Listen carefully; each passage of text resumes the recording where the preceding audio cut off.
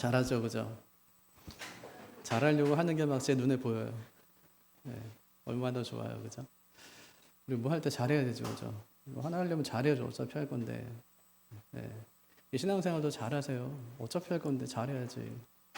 네, 공부하는 학생들을 열심히 해서 잘하고, 또 직장 다니시는 분들도 열심히 진짜 해서 잘하고, 네, 신앙생활도 잘하고, 네, 이왕 할 거면 잘해야지, 그죠? 안 하면 몰라도 할 거면 잘해야지. 네, 잘하셨어요. 아, 참 잘하시네요. 우리 지난주까지는 로마서 공부했는데 오늘부터는 연말까지 신명기 하려고 그래요. 근데 신명기는 길잖아요. 로마서의 거의 막 2배거든요. 근데 그거 다 할 수 있을까요? 못하겠죠. 그래서 한 15번, 16번 정도에 나눠서 하려고 합니다. 오늘은 서문이에요. 책에 보면 원래 서문이 나오잖아요. 서문에는 주로 뭐가 써있죠? 뭐 이 책을 쓰는 동기 또는 목적 이런 게 나왔죠. 오늘 말씀도 마찬가지거든요. 신명기. 신명기 무슨 뜻이에요? 이거는 거듭 말씀하다 이런 뜻이에요. 거듭 명령하는 책, 또 거듭 말씀하는 책 이런 뜻이거든요. 히브리어 성경에 보면은 보통 이제 우리가 찬송가 보면은 가사 맨 앞부분이 그게 제목이죠. 지금까지 지내온 것. 이게 이제 제목이잖아요. 그러니까 똑같아요. 성경도 성경도 히브리어 성경 보면은 맨 앞에 나오는 한 단어 아니면 2단어가 이제 제목이거든요. 책의 제목. 근데 요거는 이제 말씀들 이런 거예요. 말씀들. 하나님 말씀들이에요. 그냥 하나님 말씀들이 그냥 적혀 있는 거예요. 참 특이하죠. 하나님 말씀들 거듭 말씀하는 책. 거듭 말씀한다는 말은 뭘까요? 이미 했던 말을 또 한 번 하는 거죠. 근데 언제 했다는 거예요? 이스라엘 백성들이 출애굽 해가지고 시내산에 도착했을 때 그때 한 번 했어요. 그때 십계명 주죠. 거의 11개월 동안 시내산에 머물게 하면서 말씀도 주고 또 성막도 짓게 하고 그렇게 하거든요. 그러니까 그 말씀 지금 하는 거 그때 받은 말씀을 또 한 번. 왜 또 한 번 할까요? 그때 말씀 받은 사람들 다 죽었어요. 그리고 새로운 세대가 일어나는 거예요. 그래서 그때 하신 말씀을 이 백성들에게 또 똑같이 전달해 주는 겁니다. 왜 전달하는 게 중요할까요? 그래야 사니까. 그래야 사니까. 그래서 오늘 말씀 서문에 보니까 이 책을 기록한 목적, 또 누구에게 이제 이 책을 지금 이 설교를 하고 있는지에 대한 설명을 자세히 하는 것을 볼 수 있습니다. 우리 대학 가면은 처음에 이제 그 새내기들한테 추천하는 여러 책 중에서 루소의 에밀이라는 책이 있어요. 아마 많은 분들이 또 읽어보셨을 텐데 교육학 공부하시는 분들은 이게 뭐 필독서처럼 이제 읽게 하거든요. 자연주의 교육법, 교육 방법을 이제 잘 가르쳐 주는데, 그가 서문에서 뭐라고 하냐면 모든 것은 창조주의 손에서 나올 때는 선하다. 그러나 인간의 손에 넘어오면 타락한다. 맞는 것 같죠? 모든 것이 하나님의 손에서 막 나올 때는 어때요? 다 선해. 근데 인간의 손에 딱 넘어가게 되면 그때부터 다 타락하거든요. 근데 그 당시에 유럽이 어떤 교육을 하냐면 뭐 교조적인 교육이에요. 그러니까 이제 자기들이 여기 오라 이러면 절대 변하지 않아요. 인본적인 교육. 또 뭐 억압적인 교육. 그래서 막 주입식, 또 인주적인 교육을 막 시키고 이제 그랬었거든요. 그래서 루소가 뭐라고 하냐면 이거 이렇게 하면 안 된다. 너무 이제 우리가 인본주의적으로 막 우리가 정해진 것을 주입식으로 아이들에게 가르치면 하나님께서 원래 만드신 우리 아이들의 그 형상이 파괴되니까 그렇게 하면 안 된다. 그럼 어떻게 하면 되냐? 자연으로 돌려야 된다, 아이들을. 자연스럽게. 그러니까 발달에 맞춰가지고 자유롭게 아이들을 교육시켜야 된다. 이제 그렇게 강조하거든요. 그래서 그의 선문은 결국 이제 이 책은 인간의 본성을 파괴하는 교육을 거부하고 자연의 선함을 지켜내는 교육 방법을 제시하는 글이다 하는 것을 잘 보여주는 거죠. 그러니까 우리가 책을 사면 처음에 이제 읽는 게 책 제목 보죠. 그 다음에는 누가 썼나 보죠. 그리고 그 사람 프로필을 보죠. 그 사람의 양력을 보면 이 사람이 이 얘기를 할 만한 사람인지가 거기 이제 딱 써있죠. 그죠? 그러고 난 다음에 뭐 봐요? 그 다음에 서문 보잖아요. 서문 보면은 이 책을 왜 쓰게 됐는지, 이 책은 어떤 목적으로 쓰여졌는지 그런 게 쭉 나오기 때문에 서문을 보는 건데, C.S. 루이스가 쓴 책 중에 순전한 기독교라는 책이 있어요. 그는 서문에서 이렇게 말합니다. 이 책은 교파 논쟁이 아니라 기독교의 기본 진리를 설명하는 책이다. 그러니까 교리의 차이를 막 따지는 책이 아니라 우리가 예수 믿는 사람이라면 우리가 교육 공동체라면 누구나 알아야 되는 가장 기본적인 교리에 관해서 자기가 이제 적는 그런 책이다. 이렇게 이제 이야기한 거예요. 신명기도 또 똑같은데 오늘 말씀 보니까 모세가 새로운 율법 내가 만드는 거 아니다. 그렇게 얘기합니다. 이미 주신 율법을 새로운 세대에게 설명하는 책을 내가 너희에게 쓰는 거다. 이제 그렇게 얘기합니다. 그래서 루소가 교육의 본질을 이야기하고 또 루이스가 기독교의 본질을 이야기했다면 모세는 율법의 본질을 다시 새겨주는 그런 말씀을 했다고 이제 이해할 수 있겠죠. 그래서 모세가 처음 당부하는 게 뭐죠? 과거를 기억하라는 거예요. 기억하는 거. 기억이 중요하죠. 네. 그래서 산타야나라는 철학자가 과거를 기억하지 못하는 자는 그것을 반복한다. 이렇게 얘기했습니다. 그게 역사적인 사례들도 있죠. 나폴레옹이 막 전쟁 뭐 잘하고 막 승리하고 했었는데 러시아하고 전쟁할 때 그거 패배해요. 왜냐하면 예상하지 못한 문제들이 생겼어요. 뭐 겨울이기도 하고 보급 문제 이게 해결이 안 돼요. 그러니까 전쟁에 패배하거든요.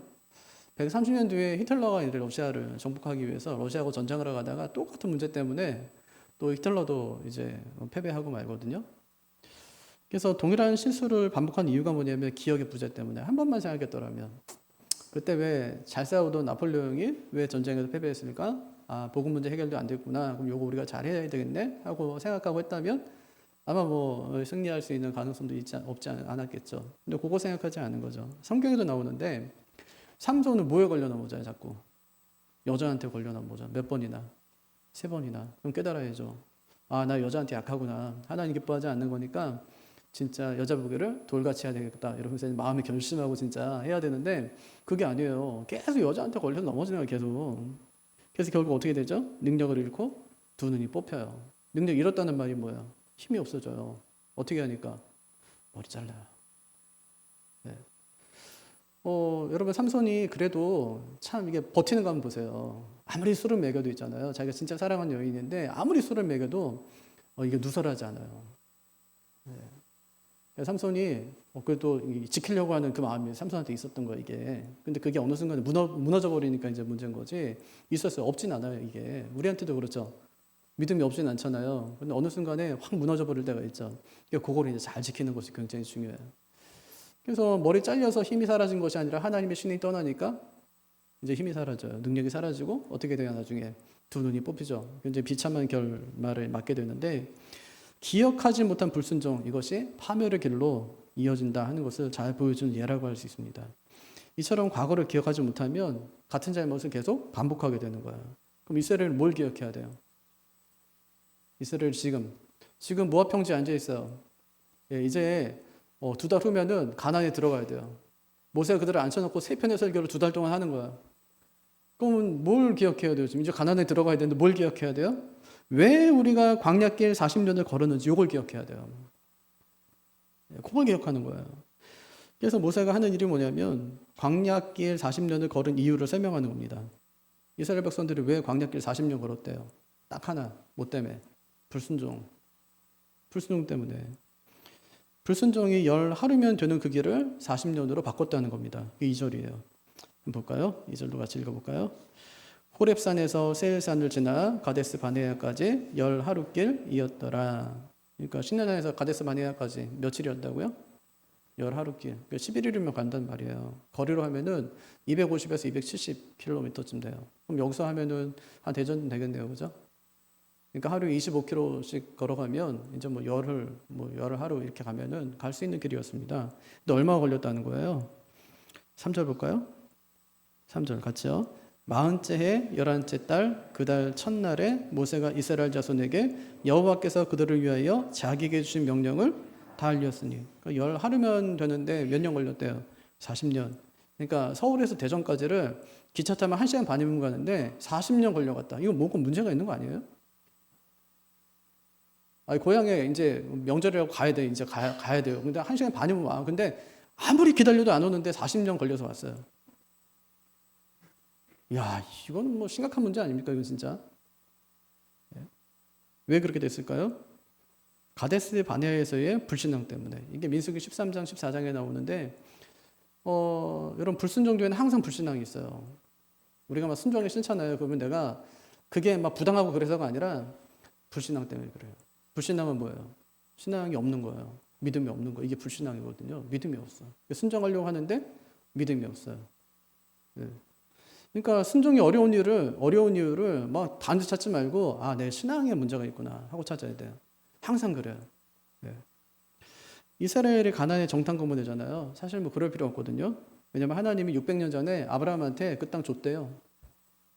네, 이미 줬대요. 그러니까 들어가면 되거든요. 근데 그 앞에 섰어요. 하나님 들어가래요. 안 들어가요. 그래서 이제 요청하는 게 뭐냐면 정탐꾼을 먼저 보내달래요. 그 땅이 어떤 땅인지 좀 살피고 올 수 있도록. 근데 하나님께서 어떻게 합니까? 허락해줘요. 그래서 40일 동안 그 땅을 정탐하고 돌아오거든요. 두 표로 나눴죠. 10명은 뭐라고 그래요? 그 땅은 거민이 있다는 거예요. 거인들이 있고 우리는 거기에 비하면 메뚜기와 같아서 우리는 상대가 안 돼서 못 들어간다. 부정적인 보고를 한 거예요. 2명은요. 하나님께서 우리에게 주신 땅이 맞다는 거예요. 그러니까 들어가자. 그들은 우리의 밥이다. 막 이렇게 얘기하는 거예요. 그래서 사람들이 누구 말 믿습니까? 많은 사람들의 말. 예, 다수의 말을 믿고 이제 그것을 따르는 거예요. 그래서 뭐라고 그러는 거예요? 불신앙. 그죠? 불신앙을 선택하는 거죠. 그래서 하나님께서 하신 일이 뭐예요? 40일 중에 하루를 1년으로 해서 나중에 40년 동안 광야에서 유리하게 되는 걸로 하나님께서 그렇게 하셨어요. 그러니까 열 하루면 갈 길을 40년으로 이제 그들이 늘어나게 된 거죠. 그러니까 하나님은 지름길을 준비했지만 불순종이 그 길을 몇 배나 지금 불린 거예요. 제가 계산해 보니까 1327배. 와, 진짜 1327배. 열 하루면 가요, 그냥. 11일이면 가는데 40년 동안 그냥 광야에서 뺑글뺑글 돈 거예요. 근데 여러분, 모세가 이 신명기를 시작하면서 왜 이 이야기를 가장 먼저 꺼낼까요? 실패를 되풀이할 수 있기 때문에. 이게 진짜 중요한 말이에요. 실패를 기억하지 못하면 똑같은 실수를 반복할 수 있기 때문에 지금 요 얘기하는 겁니다. 지금 우리가 이제 운동 경기 보잖아요. 만약 여러분이 축구 감독이에요. 그러면 이제 내일 시합을 해야 돼. 그럼 오늘 이제 교육을 한다면 뭘 보여주겠어요? 지난번 했던 경기들을 보여주겠죠, 그죠? 그래서 거기서 잘했던 거, 또 못했던 거, 보완해야 될 점들, 그것들이 보여주겠죠, 그죠?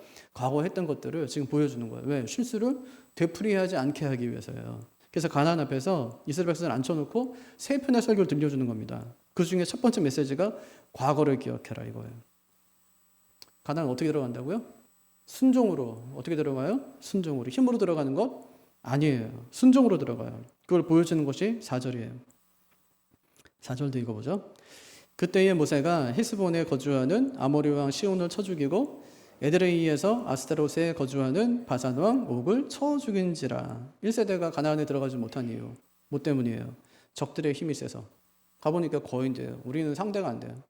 근데 여기 나오는 아모리 왕과 바산 왕은 어때요? 약해요? 아니면 세요? 아니, 나라를 지금 하고 있다는 자체가 센 거예요, 지금. 강한 거예요, 지금. 아모리 왕 시온은 어떠냐면 이 요단 동편에 그 중부 지역 있잖아요. 거기를 장악하기 위해서는 강자였어요. 모압 왕을 물리칩니다. 모압 땅을 차지했어요. 전투 경험도 굉장히 풍부해요. 이스라엘 백성들은 뭐라고 하냐면 그냥 길만 열어주세요. 우리가 지나갈게요. 그냥 아무것도 하지 않을게요. 지나만 갈게요. 길만 열어주세요. 만약에 가다가 우리가 음식을 사 먹어야 되면 음식도 사 먹고 물을 사 먹어야 되면 물값도 낼 테니까 지나만 가게 해주세요. 그랬더니 절대 안 된다고 그 길을 막는 거죠. 그래서 이제 전쟁을 하게 되는데 하나님 뭐라고 하시냐면 싸우기도 전에 이미 승리를 약속하세요. 모세에게 그와 그의 모든 백성을 내 손에 붙였다. 이렇게 하나님께서 말씀하시고 전쟁을 시작하시는 거예요. 둘이 야하스에서 맞붙었어요. 누가 이길게요? 이스라엘이 이기는 거죠. 전쟁하기도 전에 하나님께서 승리를 약속해버렸어요. 그냥. 가나안 땅 어떤데요? 전쟁에서 이기는 땅입니까? 아니요. 네가 밟는 땅마다 내가 다 주겠다는 거예요. 아니 아브라함에게 하나님께서 약속하셨던 것이 그거 아니에요. 밟는 땅마다 내가 너 다 줄게 이렇게 말씀하신 거잖아요. 네. 들어가면 돼요. 그냥 들어가면 되는 땅이라고요. 그거 하나님이 처음에 보여줬어요. 어떤 전쟁에서? 아모리 왕 시온과의 전쟁에서. 바산의 농은 어떤데요? 요단 동편의 북부 지역의 강자였어요. 그 거대한 성읍이 60개나 돼요. 성벽이 어때요? 굉장히 거대, 성벽도 견고합니다. 아주. 또 거인이에요. 거인. 신명기 3장 11절에 보면 이 옥을 가리켜서 르바임 족속의 마지막 사람이다 했는데 르바임 족속은 거인족이거든요. 침대가 철로 되어 있대요. 철. 그 당시에는 약간 침대가 약간 권력 이런 거 상징했나 봐요. 철로 만들었대요. 길이가 얼마나냐? 4m. 폭이 2m예요. 우리는 4m까지는 안 되죠. 아무리 키가 커도 그죠? 어떤 사람 보니까 침대 발이 나와요. 와, 깜짝 놀랐어요. 제가 보고. 어떻게 침대 발이 나와? 중간쯤 가야 발이 나오지. 네? 침대 길이가 4m라니까 거인이에요, 이건 막. 거인 진짜 거인. 그 체구와 위세가 얼마나 컸는지 아주 상징적으로 보여주는 거죠. 보통 사람이 감당할 수가 없어요. 근데 그가 이제 그 군대를 다 충동원해갖고 이스라엘과 전쟁하는 겁니다. 싸워요. 민수기 21장에 보면. 결국 어떻게 될까요?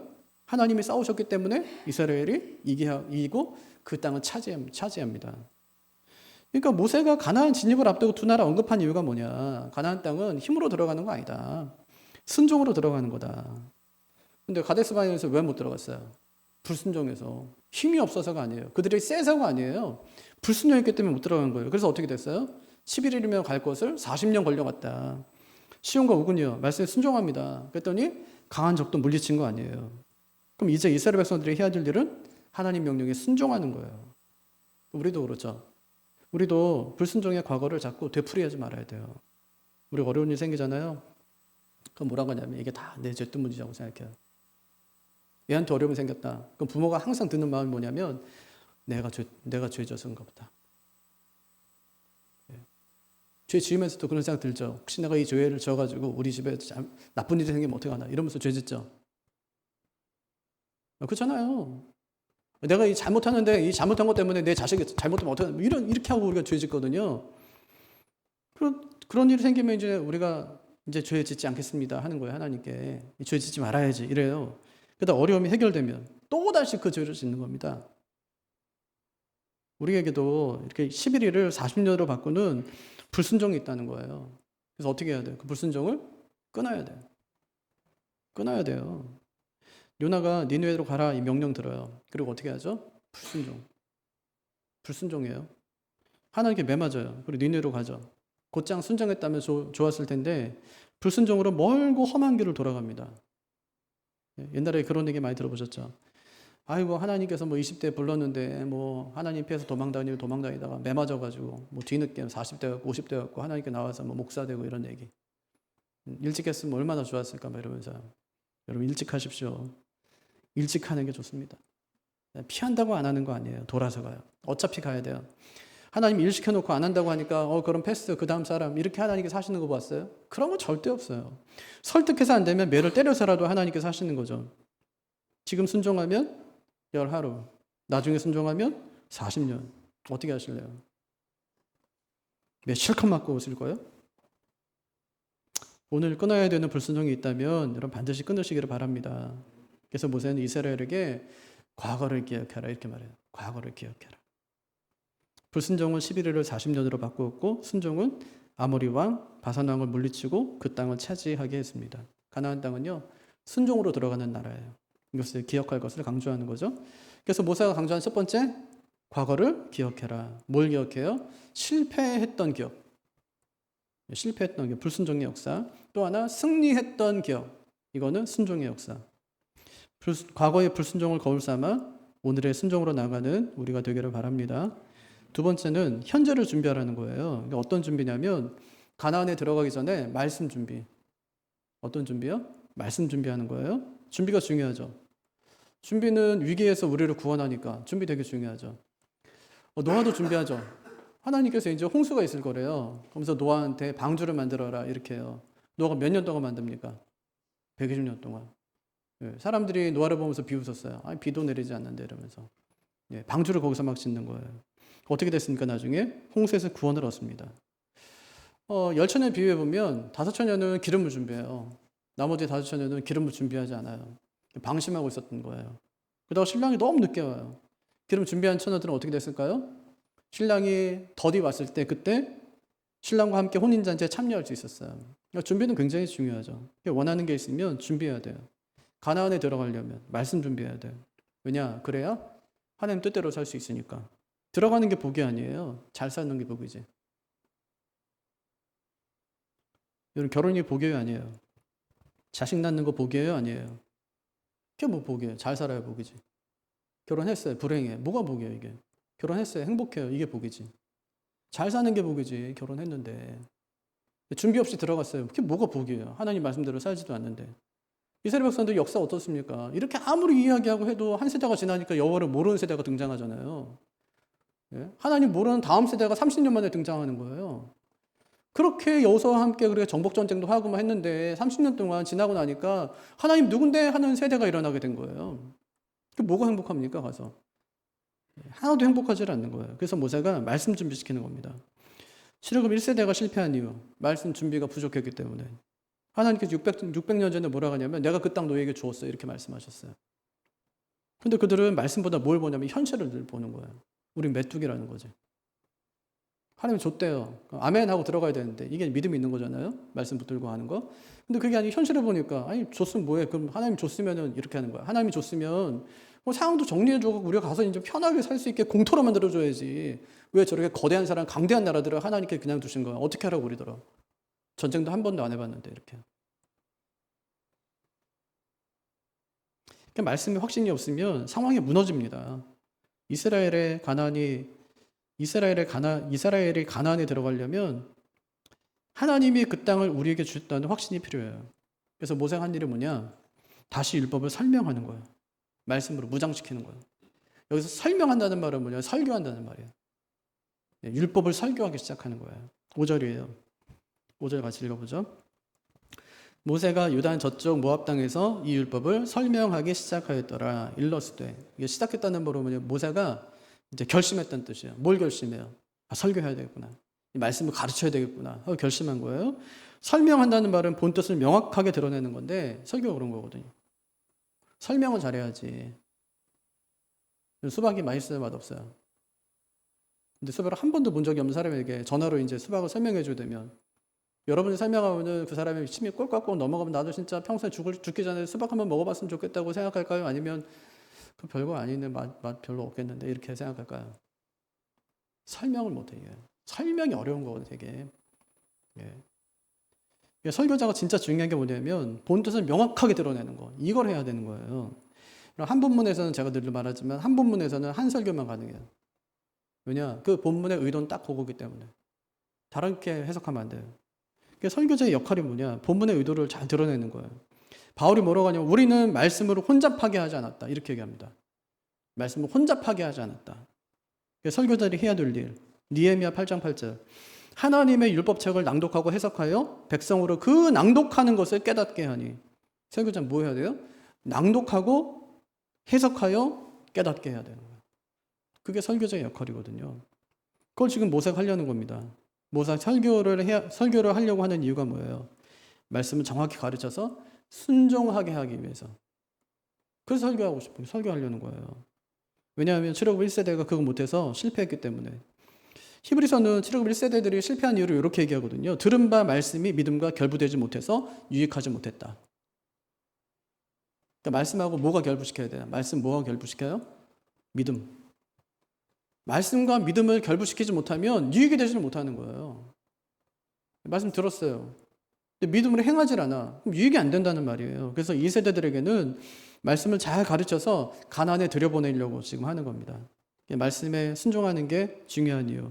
방황의 기간을 11일을 40년으로 늘릴 수도 있고 그냥 11일에서 끝낼 수도 있어요. 그게 중요하다고요. 말씀을 믿고 순종하는 게 그만큼 중요하다는 뜻이에요. 그럼 성경 읽기 게을리하지 마세요. 근데 늘 읽기만 하고 그냥 해석도 안 하고 순종도 안 하는 사람들 있죠. 네. 그러니까 읽는 곳에서 우리는 어디까지 가냐면 해석하는 데까지 가야 돼요. 해석은 뭐냐면 공부하는 거예요. 그래서 이런 뜻이구나 하고 깨달았으면 어떻게 해야 돼요? 그럼 이제 순종해야죠. 거기까지 가는 거예요. 그게 성경 읽는 거예요. 읽는 데서 멈추지 말고 공부해야 돼요. 공부. 성경은 진짜 100번 읽을 책이고 공부해야 되는 책이라고 제가 말씀드렸잖아요. 자, 성경 공부해야 되는데 공부하지 않으면 성경 알 수가 없어요. 그러니까 자꾸 이 설교 듣지 말고 인터넷으로 성경 읽고 공부하세요. 진짜 설교 난 그래도 죽어도 들어야 되겠다 이러면 모세의 설교 같은 설교 들으세요. 모세의 설교 어떤 설교인데요? 본문을 명확하게 풀어주고 순종으로 이끄는 설교. 이 설교가 좋은 설교예요. 모세의 설교의 특징 6절에 나오거든요. 그의 설교의 특징이 뭔지 한번 보세요. 시작. 우리 하나님 여호와께서 호렙산에서 우리에게 말씀하여 이르시기를 너희가 이 산에 거주한 지 오래니. 뭐라고 설교 시작합니까? 예화로 시작하는 게 아니에요. 자기 말로 시작하는 게 아니고 뭘로 시작해요? 우리 하나님 여호와께서 호렙산에서 우리에게 말씀하여 이르시기를 하나님의 말씀으로 설교를 시작하는 거예요. 그러니까 모세는 자신의 경험을 말하지 않아요. 경험이 없었냐? 아, 진짜 그의 부르심부터 시작해서 지금 여기까지 오는 이 상황, 순간까지 어마어마한 간증거리가 많아요. 그 누구였습니까? 아니, 바로의 공주의 아들이었어요. 할 얘기가 얼마나 많겠어요, 진짜로. 모세가. 그 얘기 모세가 한마디도 안 합니다. 자기 어떻게 살아왔는지, 자기 인생 굴곡이 얼마나 심했는지 한마디도 얘기하지 않아요.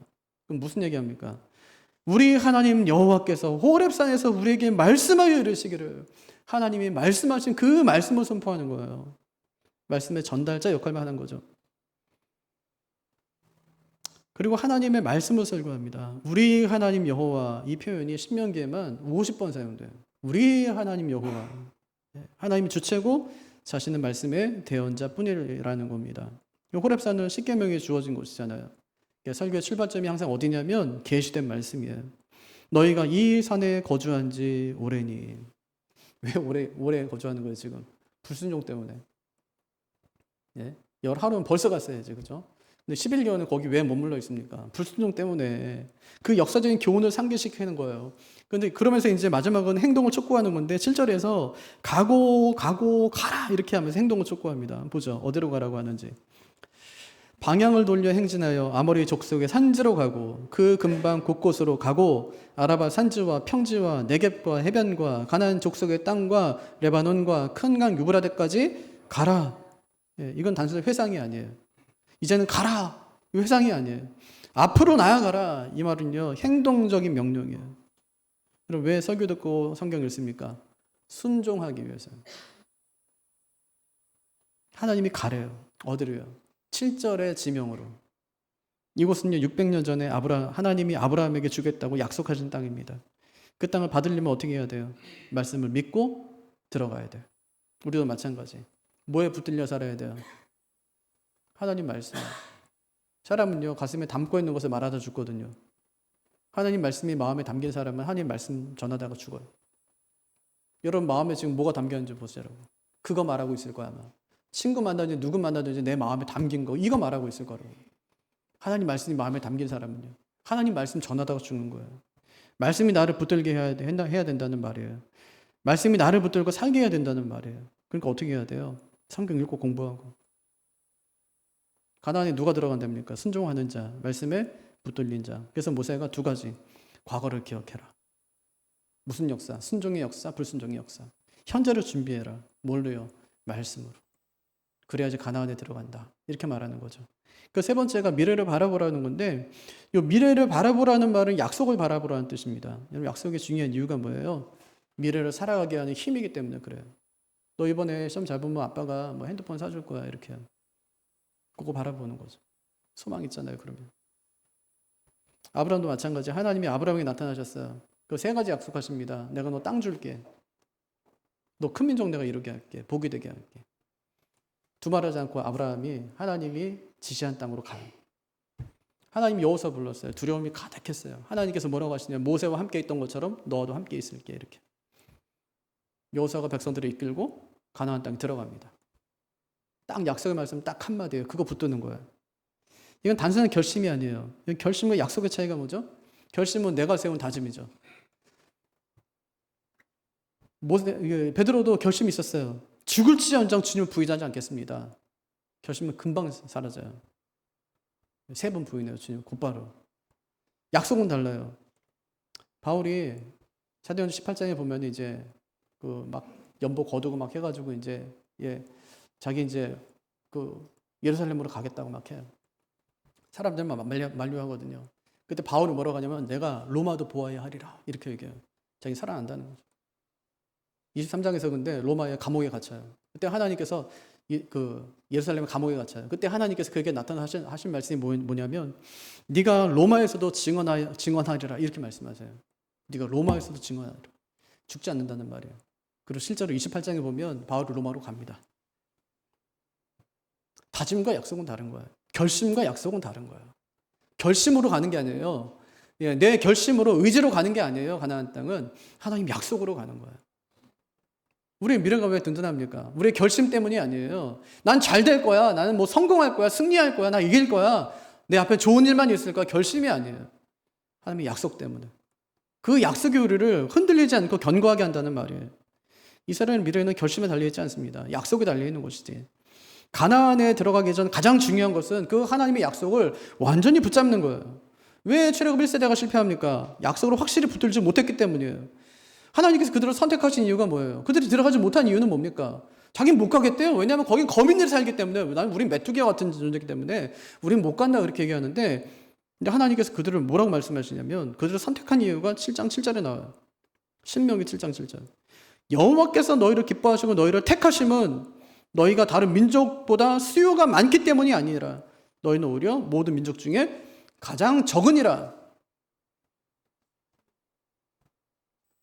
하나님께서 많기 때문에 택한 거 아니래요. 적기 때문에 택했다 이렇게 말씀합니다. 근데 그들이 바라본 것은 적은 것을 단점으로 생각하고 그 백성은 우리보다 크고 강하다. 그래서 중간에 포기해버리고 말아요. 이게 약속을 붙들지 못하면 벌어진 일이에요. 어려운 현실 앞에서 금방 무너지고 마는 것이죠. 그래서 모세가 한 일이 뭐냐면 약속을 재확인시키는 거예요. 그러면서 가나안 입성을 준비시킵니다. 그 땅이 어떤 땅이래요? 한번 8절 한번 읽어볼까요? 어떤 땅인지?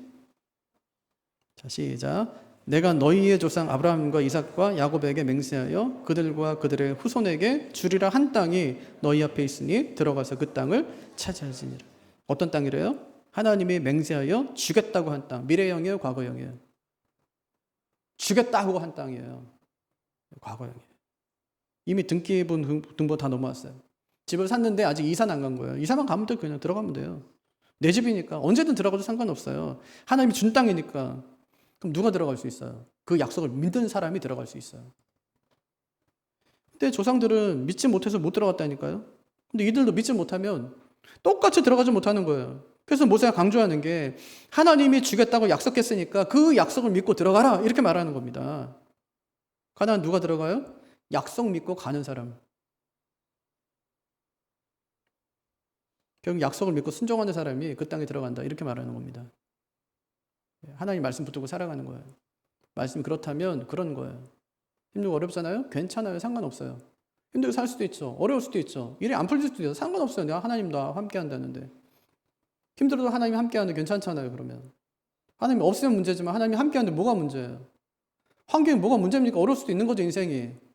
늘 편한 사람이 어디 있어요? 다 어렵게 살아가는 거지. 근데 하나님 있는 사람과 없는 사람은 다르잖아요. 내 남편 사업이 안 되면 뭐 어떻게 할 수 없지. 안 돼도. 예. 또 그렇게 하나님 살게 하시겠죠. 안 되면. 안 되게. 살면 되죠. 그냥. 버티고 견디면 살면 되죠. 하나님 나라 갈 때까지. 두 끼 먹을 거면 한 끼 먹고, 세 끼 먹을 거 두 끼 먹고, 5만 원짜리 먹을 거 3만 원짜리 먹고 그러면 되죠. 10만 원짜리 입었는데 이제 뭐 만 원짜리 입으면 되죠. 사는 거죠. 하나님 살게 하시는데. 하나님 말씀 붙들고 살아가는 거예요. 하나님 살게 하신다고. 하나님 살게 하실 거니까 믿음으로 살아가는 것이죠. 오늘 신명기 서문을 통해 모세가 세 가지 당부합니다. 가나안 입성을 앞둔 백성들에게 첫째, 과거를 기억해라. 그렇게 해요.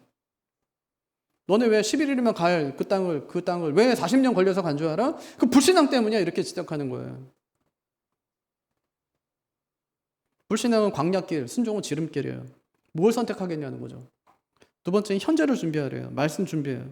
세 편은 설교랍니다. 율법을 읽고 해석하고 순종하래요. 1세대는 말씀이 없어 실패했어요. 2세대는요. 말씀 붙들고 가나안에 입성할 겁니다. 그들은. 그리고 세 번째 한 말이 약속을 바라보래요. 미래를 바라보래요. 하나님이 그 땅을 줬대요. 이미. 언제요? 600년 전에. 완료형이. 줬어요. 이미. 모세가 그 약속 확인하는 겁니다. 다시. 등기 넘어왔고 들어가 살면 돼. 이렇게 얘기합니다. 그럼 이때 필요한 것이요. 약속을 믿는 믿음이에요.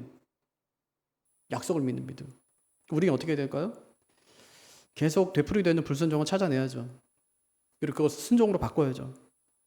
또 말씀의 루틴을 재정비해야죠. 이제 어저께까지 우리가 구약성경 다 읽었거든요. 이제 다음 주부터 신약성경 읽을 거예요. 14주 동안. 그럼 도전하십시오. 결단하시고요. 진짜 쉬워요. 아침에 출근할 때 틀어놓으면 되는 거예요. 10분만 들으면 돼요. 그것도 못 들어요. 의지가 없는 거지. 시간이 없는 게 아니에요. 아니, 화장실에서 들으면 되지. 유튜브는 그렇게 보는데. 그것도 유튜브예요. 아시죠? 제가 링크 올려드려요. 유튜브예요. 유튜브. 여러분 좋아하는, 우리가 좋아하는 유튜브. 1시간도 넉넉히 우리가 보는 그 유튜브예요. 얼마나 쉽습니까? 유튜브인데. 그리고 내게 주신 약속을 붙드는 거예요. 말씀 한 구절을 읽어도 오늘 읽은 이 말씀이 내 인생의 결론이 된다 이런 심정으로 말씀 읽는 거예요.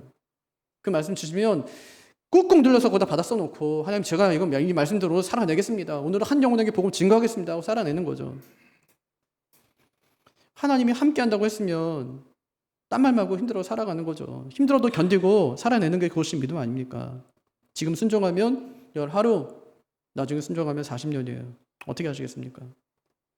과거를 교훈 삼고 오늘을 준비하며 내일의 약속을 붙들고 살아가는 우리가 되기를 주님의 이름으로 축복합니다. 자리에서 일어나셔서 우리 함께 찬양하겠습니다.